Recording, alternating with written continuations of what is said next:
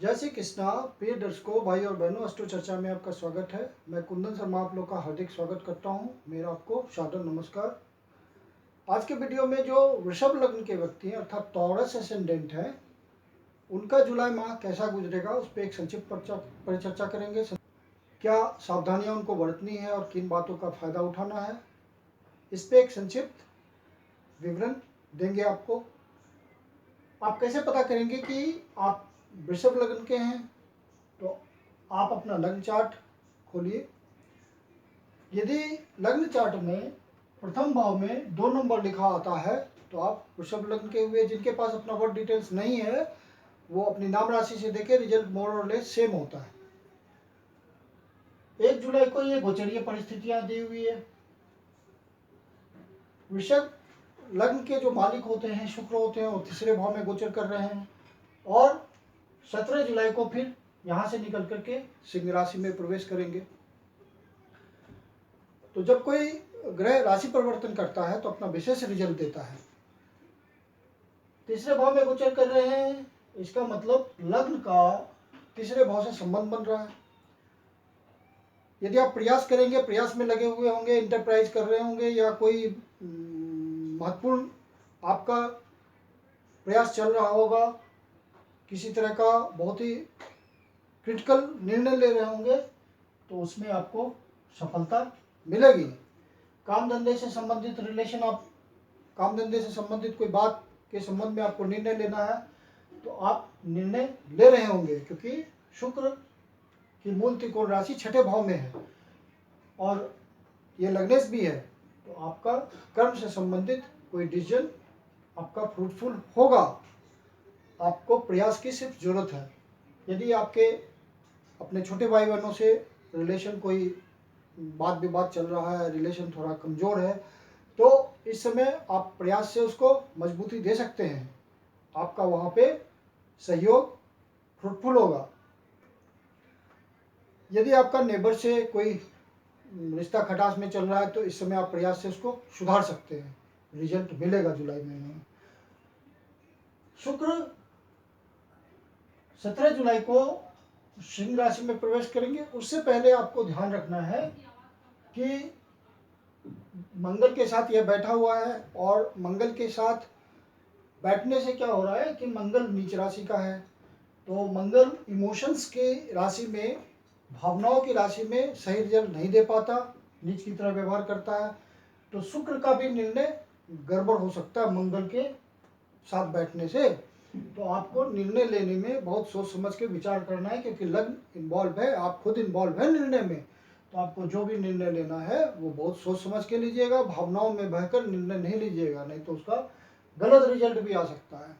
और आपको ध्यान रखना है कि मंगल यहाँ से आपका नीच राशि में है, तो यहाँ से चौथी दृष्टि से 1 2 3 4 छठे भाव को भी देख रहा है, तो कोई वाद विवाद हो सकता है। यहाँ पे किसी तरह का मामला उलझ सकता है, अनावश्यक वाद विवाद में नहीं पड़ेंगे आप। ये उतार चढ़ाव का महीना है, ध्यान रखना है। आधा महीना आपका उतार चढ़ाव में गुजरेगा, क्योंकि निर्णय लेने की जो क्षमता होगी वो डिस्टर्ब होगी, भावनाओं में बहेगी, फीलिंग में बहेगी। आप अनावश्यक किसी बात विवाद में उलझ जाएंगे, किसी के दूसरे के मामले में टांग अड़ा देंगे, तो आप व्यर्थ के खुद ही परेशानी में पड़ जाएंगे। तो ये महीना आपको इस बात का ध्यान रखना है। राहु आपका आपके लग्न में गोचर कर रहा है, साथ में बुध भी है, तो बुध आपका इंटेलिजेंस है, उसको राहु प्रभाव में ले रहा है। तो आपका निर्णय बहुत ज़्यादा अफेक्टेड होगा। राहु गलत निर्णय आपसे करा सकता है, इधर मंगल भी गलत निर्णय करा रहा है। और कोई राहु चूंकि वृषभ राशि में बैठा हुआ है तो शुक्र को प्रभावित कर रहा है, तो छठे भाव से संबंधित कोई डिजीज दे सकता है, क्योंकि छठा भाव आपके रोग का होता है, तो आपको कोई रोग दे सकता है, जो छिपा हुआ रोग होता है, पता नहीं चलता है। तो राहु, यदि आपको ऐसा महसूस हो तो आप राहु की पूजा कर लीजिए, राहु की शांति कर लीजिए। यदि आपको लग रहा है कि कोई ऐसी बीमारी हमें हो गई है जिसका हमें अंदाज ही नहीं लग रहा है, डायग्नोज ही नहीं हो रहा है, तो आप राहु का शांति करवा लीजिए। गुरु महाराज 10वें भाव में बैठ करके आपके कर्म को प्रभावित कर रहे हैं, वक्री हैं, बहुत पावरफुल है, लेकिन साथ में अष्टमेश भी हैं। तो इसीलिए मैंने कहा कि जुलाई का महीना थोड़ा सा उतार चढ़ाव का, मंगल भी नीच का है। आपको अपने कर्म क्षेत्र में सावधान रहने की जरूरत है। गुरु महाराज तो ऐसे ट्रांजिट में कोई मतलब अच्छा ही फल देंगे। कोई इनका ब्लेसिंग, चाहे गुरु कितना ही खराब हो स्थिति में आपकी कुंडली में हो, इनकी ब्लेसिंग गोचर में खराब नहीं हो सकती।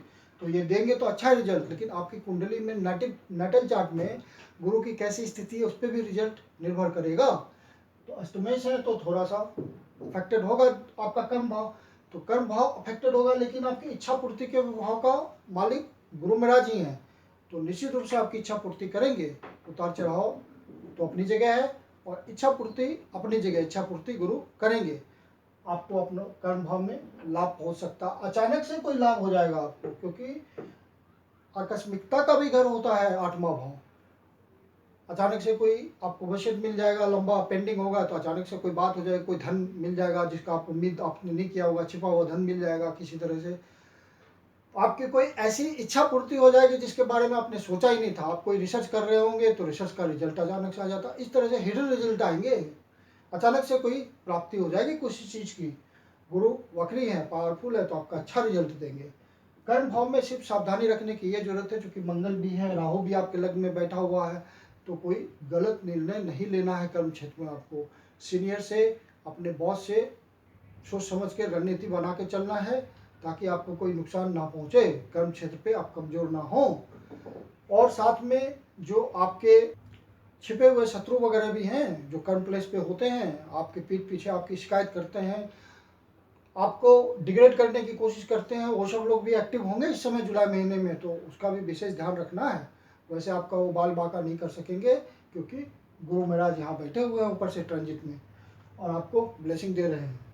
मंगल जब यहाँ से निकल करके चौथे भाव पे आ जाएगा तो फिर मंगल की पोजीशन बहुत मजबूत हो जाएगी, अपने मित्र राशि के भाव में चला गया। लेकिन काल पुरुष की कुंडली में तो ये चौथा भाव ही है, तो मंगल यहाँ अपना बहुत रिजल्ट नहीं दे पाएगा। हाँ ठीक है, मंगल के उससे बेटर रिजल्ट देगा, बल्कि वहाँ वो सिर्फ डिसीजन की बात है। तीसरे भाव में डिसीजन की बात है कि डिसीजन का आपको ध्यान रखना है। बाकी मंगल तीसरे भाव में बहुत अच्छा रिजल्ट देता है, क्योंकि ये इफर्ट का घर है और मंगल यहाँ बहुत उत्साह के साथ रिजल्ट देने को तैयार है। यहाँ पे भी स्थिति ठीक है आपका, चूंकि बुध जो है 7 तारीख को ही यहाँ निकल के चला आएगा और मंगल महाराज यहाँ है, तो आपके घर में कुछ शुभ कार्य भी हो सकते हैं, आपके परिजनों का आगमन हो सकता है, घर में सुख शांति आ सकती है, तो ये सब बात पॉसिबल है जुलाई माह में।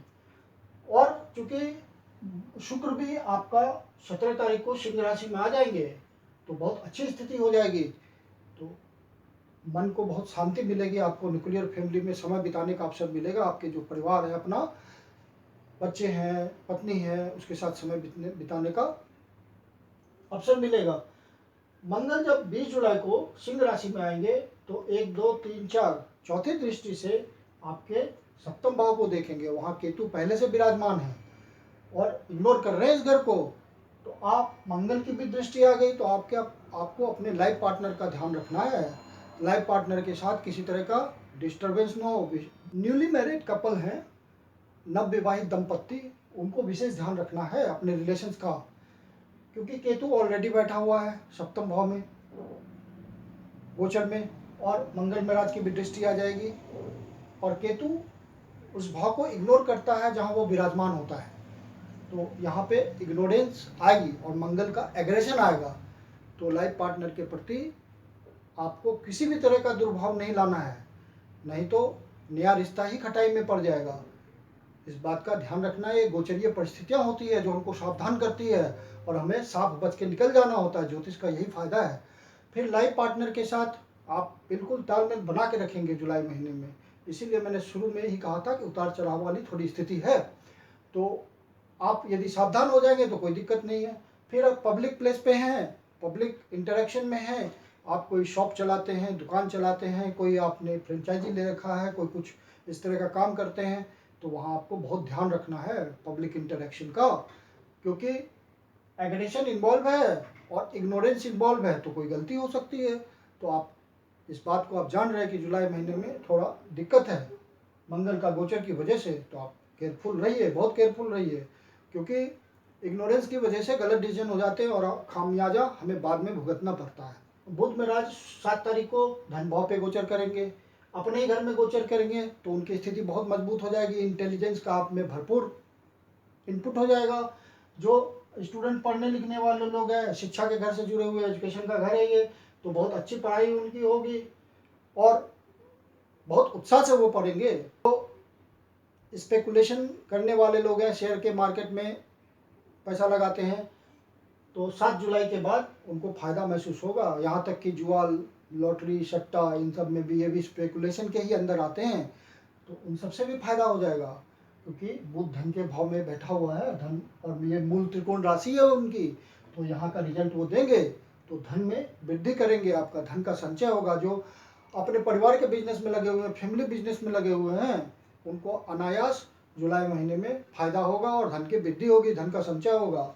सूर्य आपका ऑलरेडी 16 तारीख तक, सूर्य ऑलरेडी 16 तारीख को कर्क राशि में प्रवेश करेंगे और 16 तारीख अर्थात 15 तारीख तक यही धन भाव पे गोचर कर रहे हैं, तो और पंचम चौथे भाव के स्वामी हैं, तो आपको जमीन जायदाद या किसी तरह का आपको जमीन जायदाद के मामले से धन की प्राप्ति हो सकती है। चंद्रमा महीने के शुरू में ही 1 तारीख से ही 11वें भाव से गोचर कर रहे हैं, हर 2.25 दिन पे इनकी स्थिति बदल जाती है। तो यहाँ से गोचर प्रारंभ कर रहे हैं, तो लाभ की स्थिति से गोचर प्रारंभ कर रहे हैं, तो शुरू के दिन तो अच्छे ही होंगे। शनि महाराज 9वें भाव में गोचर कर रहे हैं, अपनी राशि में गोचर कर रहे हैं, तो लंबी यात्रा का तो योग नहीं बनेगा, लेकिन छोटी यात्रा वगैरह का योग बनेगा, तो जो कि आर्थिक आपको फायदा पहुंचा सकता है। तो छोटी यात्रा आप सोच समझ के कीजिएगा, बड़ी यात्रा का तो योग नहीं बनेगा, बड़ी यात्रा का योग बनने के चांस नहीं हो रहे हैं। जो स्टूडेंट बाहर जाना चाहते हैं पढ़ने के लिए, या जो बिजनेसमैन या जो भी लोग बाहर से नेटवर्किंग का काम करते हैं या उस तरह का बाहर से रिलेशन होता है उनका, तो बाहर से जो रिलेशन है डिस्टेंट प्लेसेस से या एब्रोड से, तो वो रिलेशन फ़ायदा पहुंचाएगा आपको और वो लॉन्ग टर्म के लिए फ्रूटफुल होगा।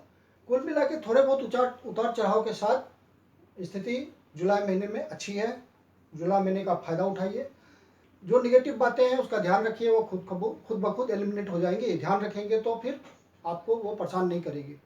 कुछ विशेष डेट्स हैं जिसका आपको ध्यान रखना। 18 तारीख और 19 तारीख को विशेष करके आप अपने स्वास्थ्य का ध्यान रखिएगा।